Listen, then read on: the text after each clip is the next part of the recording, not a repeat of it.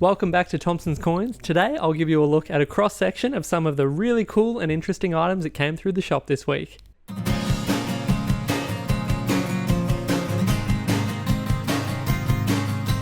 So this week has been really interesting in the store. I've had all sorts of weird and wonderful things coming through the door, and I picked a couple of different interesting things that I wanted to highlight because, that's half the fun of having your own shop is you get to be on the front lines and enjoy these things as they come through. And then to cap it all off, the hope is that these things then end up, rehomed with a new collector that will continue to enjoy and appreciate them over time. But without further ado, let's take a look. So I have here to start off, there is a whole selection of really small panda coins. So in 2007, there was an anniversary set. I think it was everything from 1982 right up to 2007. It was a reissue, so not too dissimilar from the Royal Australian Mint $2 anniversary sets. So they reissue the coloured $2 coins, all with the year of the reissue date. So in this instance, they're all dated 2007. So what I've decided to do is just put them up as a general listing. So anyone that has an interest in getting themselves a cute little small panda 1/25th ounce gold coin can do so. But I haven't listed every single design because for two reasons. It'll take a long time, and I will also have to match up. I'll have to go back through the archives and work out which design relates to which year. And on the teeny tiny coins, it'll just take a long time. So in the absence of that, I've just put them up as a general listing, and it will just be a random selection. If you know exactly which design you want, by all means, let me know, but I can't guarantee it. It'll just be a bit of a mixed bag. Then, still sticking with the gold theme, and gold's something that's been incredibly popular this week, both buying and selling. Any time that the price moves dramatically, everyone gets excited. And I have some really cool old lunar gold coins. So my understanding is, and I may stand corrected, but I think these interesting rims that go around these coins, I believe that was only for the Chinese market that these were produced, because I really haven't seen them ever before in the Australian market. And the gentleman that I acquired these from had just been on a trip to China and brought these back for me. So I think I could stand corrected. If you know more about that, feel free to let me know in the comments. But these are always really popular, the old coloured lunar series coins. They're very uncommon to see. So it's exciting to have some of those. I've got two of the 1/10th ounce mouse. One doesn't have the little border in it, but it's the exact same coin. They're 1/10th of an ounce. And that's probably something to be mindful of. If you ever do see these out in the wild with the rim, it'd be very easy to mistake this for a 1/4 ounce, a significantly larger and as a result more expensive coin. So if you're ever rushing through a deal and you see one of these and you think, well, that must be a 1/4 ounce, take a closer look. It may just be the border that makes it look like a larger coin. Moving on, I also have, this is a pretty cool pairing, 2006. So this is the Lunar Series 1 Year of the Dog from the Perth Mint. I have the 10 ounce silver. And the matching, it's not the same design, but it's the same year. And they changed the design for the 1/10th ounce coloured gold dog. So that was a pretty nifty little pair, I thought. On to the next things. There's a bit, I'll try and, keep a bit of momentum here. I have a number of old international gold coins. So these are French and Austrian gold coins. We have francs and ducats. So the ducats from 1915 are modern restrikes, as is the case, I believe, with the 1892. So when I say restrike, they were produced originally, obviously, in that year, and then due to incredibly high demand, the mint continued to reproduce them. So they're modern coins in that sense, but you can't identify the exact year that they were struck, but it's highly unlikely that it is from 1915 or 1892 in this instance, and as a result, they're more circulated as bullion coins. That is to say that they don't have a really high premium price attached to them.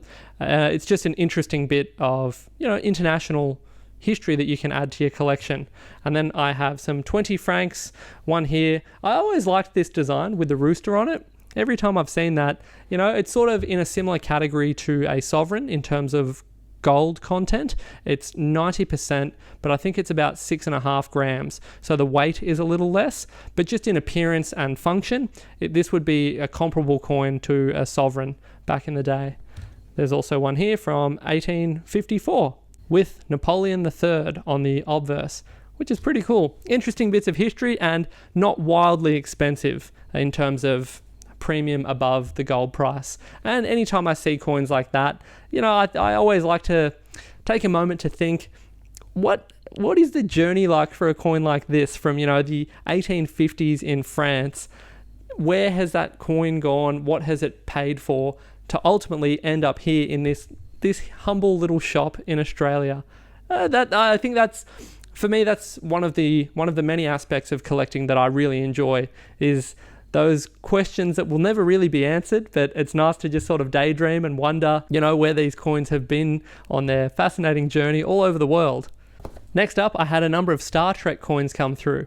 Now, not being a Trekkie, I don't know anything about the series, but I must say I do appreciate a clever design, and a number of these coins were issued in transporters. I don't actually know what a transporter is. Maybe these are the things that they stand on and then they turn into a like a hologram and transport. Yeah, I think that maybe that's what it is. Any Trekkies, let me know. But you press the button and the lid comes up.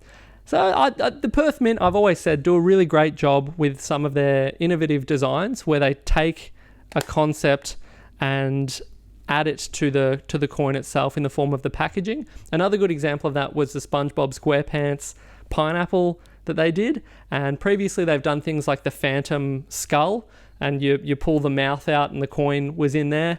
There was also the alien egg, where it opened up for I think it was one of the anniversaries, maybe the 30th anniversary of the Alien films. There are a lot of really cool options like that for pop culture enthusiasts. So it was, despite not being a Trekkie myself, I do still enjoy seeing these things come through the store, and there are quite a few. So, I'll put those up in the new arrivals section as well. Now I'm going to cap off. This is a bit of everything, this video, because I'm going to cap off with two really cool banknotes. So we'll start off with this one here, of which I have two. So this is a Fraser Cole 1993 $20 note with a bottom salvage. So salvage is the portion of the broader sheet. So when they print out the full sheets of banknotes, this is the section that runs along the bottom, which has a bit of a key, with each of the colours that are being used in the design on the note itself. And these were part of charity sheets that were issued by Note Printing Australia back in 1993. And things like this, like you're probably starting to work out if you've watched this channel for a while. Anything unusual, I'm super interested, and I really enjoy handling this type of material. And something like this, I think they're about $200. So they're not wildly expensive, but they are an incredibly cool addition to any $20 note collector's collection. So something a little interesting. And on that note, pun intended, check this out.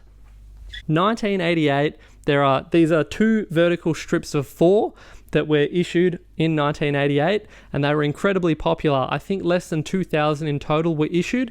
There was a point in time when they were trading for crazy money. They were really, really expensive.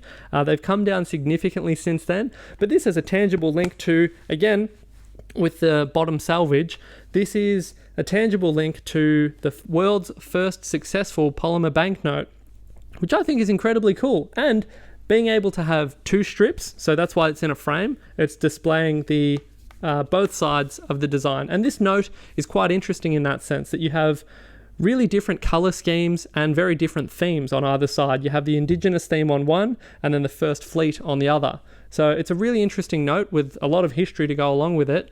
It's also in a frame. I think it looks great. It's the type of thing that I'm not super interested in posting. So if this is the type of thing that you're interested in and you really want it posted, it's going to be about $550, and postage might end up being a little more. In a dream world, I could hang it on the wall here and display it forever. But, as my wife likes to remind me, this is a business. I can't it's hard. You can't be a collector and, run a business effectively, at least in the early days. So this is indeed for sale. It's not up on the website, so just drop me an email. You can just email info@thompsonscoins.com if this super interesting pair of vertical strips of 4 1988 $10 notes is of interest to you. Otherwise, that's it for this highlight. I think I've done a pretty good job of, covering off a few interesting bits and pieces. Oh, there was also a Chinese panda from 2023. It's in the display case. I don't know if you can see it in the video. It's in the display case behind me. And that is incredibly cool. That is a PR70 D-Cam, which stands for Deep Cameo. It is a proof grading. It's the best you can get from PCGS, basically. And I think there's less than 20 of them that are in this grade. And it comes with the original box as well. So as you can see, I like to say, whenever people come in here and they're interested with what they see, I like to hope that there's something for everyone. And hopefully this video has gone some way as to highlighting that I do try to keep a really broad and eclectic range of material for collectors at all levels and with all sorts of interests. That's it for now. I think I've covered off, a few interesting bits and pieces. If collecting, the greatest hobby in the world, is of interest to you, please consider subscribing to the channel. Otherwise, you can visit us here. We're at Shop 8 in the Boronia Mall, which is 50 Dorset Square in Boronia. We're open Tuesday to Thursday, 10 till 4, and Saturday from 10 till 3. That's it for now. I look forward to more highlight videos in the future. I tried to keep this one brief. Hopefully I didn't drag it out too long. I wanted to be short, sharp, and to the point. Check out the channel, like I say, subscribe if you're interested in learning a bit more about some of these coins. These types of videos it serves more as just a quick, short, sharp highlight of some of the interesting things that I've seen this week. And in future videos, I might hone in on a particular coin and elaborate a little further. That's it for now. Thanks so much for watching, and we'll see you soon.